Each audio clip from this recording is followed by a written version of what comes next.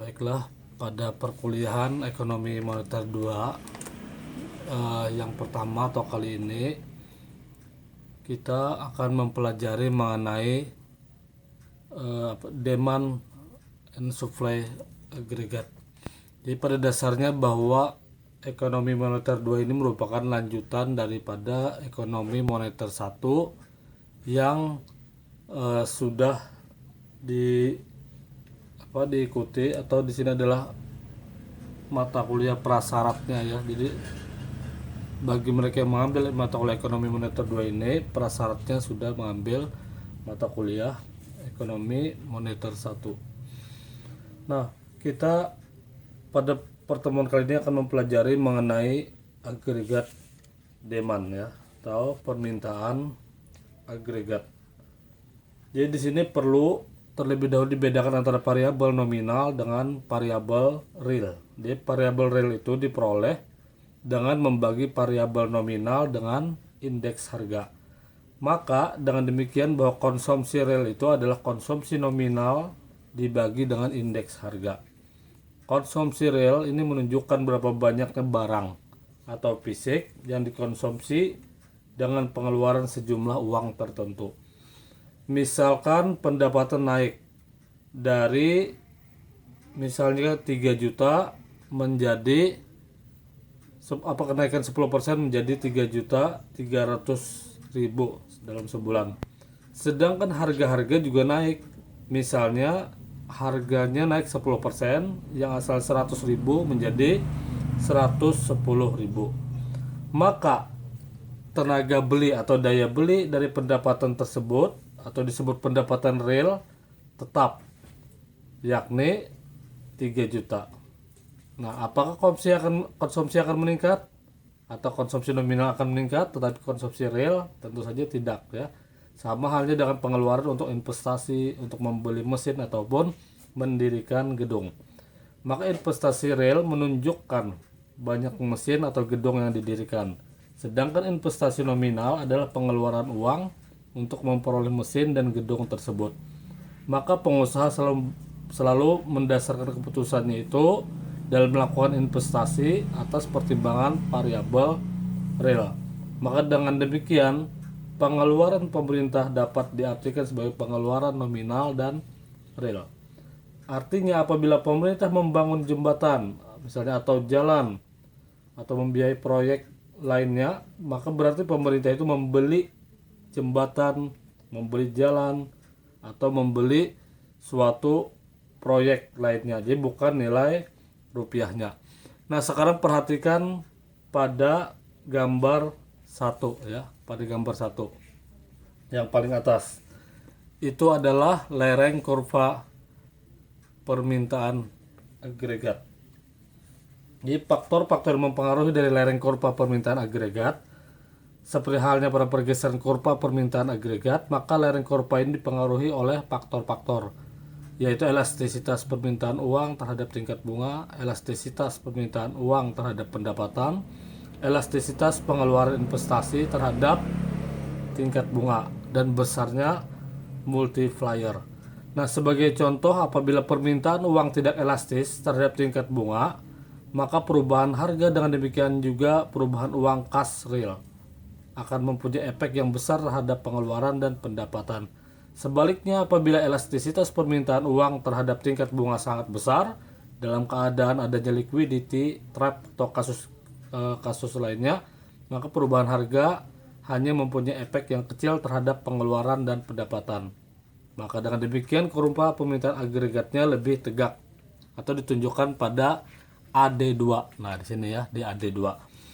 Nah, dibanding apabila elastisitas permintaan uang yang kecil atau kurva permintaan agregatnya akan ditunjukkan oleh AD1 di sini. Begitu ya. Jadi mengenai lereng kurva permintaan. Nah, analisa faktor besarnya multiplier serta elastisitas permintaan uang terhadap pendapatan dapat dilakukan sendiri sebagai latihan analisa. Jadi dapat disimpulkan bahwa kurva permintaan agregat itu akan makin datar apabila elastisitas permintaan uang terhadap tingkat bunga makin kecil, elastisitas investasi terhadap tingkat bunganya makin besar, elastisitas permintaan uang terhadap pendapatan makin kecil, dan angka multiplier makin besar.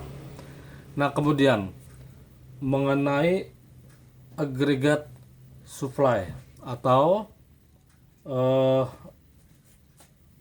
penawaran agregat ya. Nah, jadi bahwa analisa inflasi itu tidak cukup dalam mengambil efek perubahan harga terhadap output, tapi juga harus dianalisa faktor-faktor lainnya ya. Jadi dalam menganalisa kurva permintaan agregat belum cukup juga dengan untuk menganalisa harga, karena pada prinsipnya harga ditentukan oleh permintaan dan penawaran, atau harga itu ditentukan oleh demand dan supply. Maka analisa harga harus dilengkapi dengan penawaran agregat. Nah, kurva penawaran agregat itu diperoleh dari analisa fungsi produksi serta pasar tenaga kerja. Nah, sekarang lihat pada gambar 2 ya. Nah, gambar 2 itu adalah fungsi produksi pada penawaran agregat. Jadi untuk menghasilkan output, seorang pengusaha perlu mengkombinasikan penggunaan faktor-faktor produksinya seperti tenaga, modal, tanah, mesin, dan peralatan lainnya. Itu adalah faktor-faktor produksi ya. Nah, kemudian bagaimana akibatnya ya terhadap hasil atau output apabila kita menambah tenaga kerja? Berapa unit tenaga kerja yang pertama kita tambahkan dalam akan menambah output atau hasil dengan tingkat pertambahan yang menaik untuk setiap unit tenaga kerja. Namun demikian, apabila kita terus menambah tenaga kerja, tingkat pertambahan output per satu unit tenaga kerja itu menurun, maka tambahan output untuk setiap pertambahan satu unit tenaga kerja ini disebut dengan product marginal dari tenaga kerja atau marginal product of labor. Nah, sekarang coba perhatikan gambar, kita ke gambar 2 tadi ya, gambar 2 fungsi produksi pada penawaran agregat. Nah, jadi dari gambar 2 ini dapat kita lihat dengan jelas bahwa setiap tambahan tenaga kerja akan menambah total produk. Jadi di pergeseran kurva, jadi tenaga kerja ditambah, maka akan output ya, outputnya itu akan bertambah juga. Jadi setiap tambahan tenaga kerja akan menambah total produk. Pada mulanya setiap tambahan tenaga kerja akan menambah total produk dengan tingkat pertambahan yang menaik. Ini dari kurva ya, menaik kurvanya, dari kurvanya menaik. Nah, namun apabila tambahan tenaga kerja diteruskan, maka tingkat penambahan total produk semakin mengecil. Nah, ini yang sering disebut dengan hukum tingkat pertambahan hasil atau output yang makin berkurang atau law of diminishing marginal product. Artinya apabila sudah mencapai tingkat tertentu, bukan meningkat lagi, akan menurun. Begitu ya. Nah, kemudian lagi kita perhatikan lagi gambar 3 ini mengenai penggunaan tenaga kerja pada penawaran agregat ya. Nah, jadi dalam analisa fungsi produksi di atas tadi kita anggap bahwa faktor produksi selain tenaga kerja tetap, sedangkan penggunaan tenaga kerja lebih ditentukan oleh pasar tenaga kerja. Maka berapa banyaknya tenaga kerja yang akan dipakai oleh pengusaha ini sangat ditentukan oleh upah tenaga kerja serta harga dari outputnya, ya harga dari barang dihasilkan, berapa dijualnya. Maka nilai tambahan output sebagai akibat tambahan satu unit tenaga kerja disebut dengan nilai produk marginal atau value of marginal product, yaitu produk marginal dikalikan dengan harga output. Jadi sini anggapannya bahwa pengusaha menghadapi pasar persaingan sempurna, jadi bukan ada kasus monopolistik.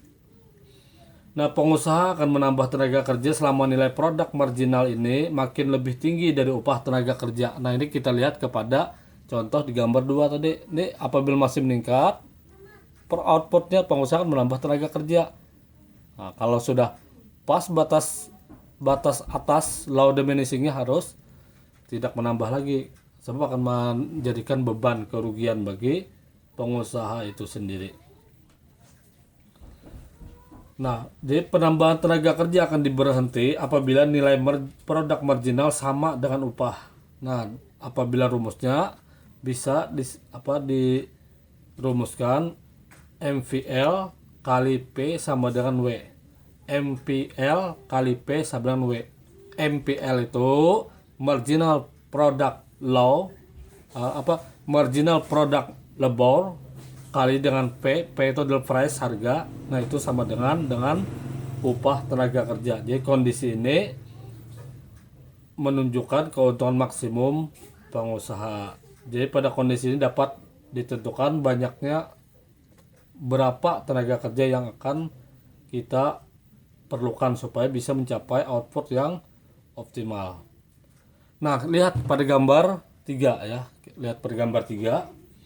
Nah, pada gambar 3 ini menjelaskan banyaknya tenaga kerja yang digunakan oleh pengusaha. Apabila pengusaha, nah pada upah W1, ini upah W1, itu, mempekerjakan tenaga kerja sebanyak N0, nah N0 ya, W1 pada itu pada N0, N0 ini mohon maaf, ini bukan N1, ini N atau begini aja saya ubah penjelasannya. Jadi misalnya begini, apabila pengusaha pada upah W1, nah begitu W1 mempekerjakan tenaga kerja sebanyak N1, nah N1 di sini ya kan, maka nilai produk marginalnya lebih tinggi dari upah, sehingga keuntungan bisa bertambah dengan menambah tenaga kerja. Nah, ini pada titik ini masih di atas ya kan, di atas kurvanya.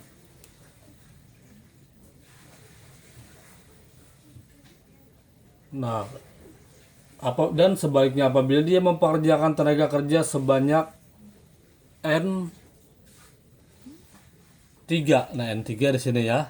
Nah, pada saat N3, maka upah yang dibayarkan lebih tinggi dari nilai produk marginal sudah di bawah. Nah, ini kurva sudah di bawah garis W1.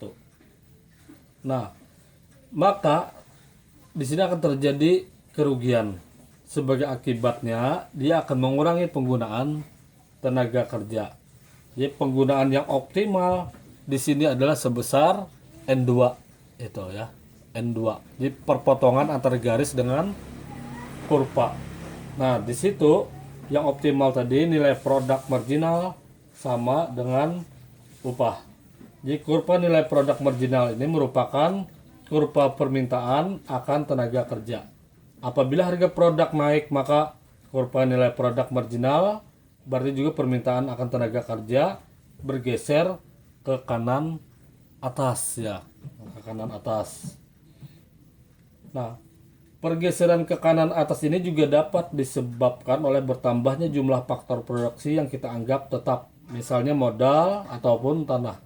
Dengan kata lain, permintaan akan tenaga kerja naik apabila terdapat kenaikan harga output. Jadi permintaan tenaga kerja bisa dinaikkan apabila memang hasilnya itu bertambah, hasil kinerjanya, hasil penjualan. Nah, otomatis akan menambah keuntungan bagi perusahaan.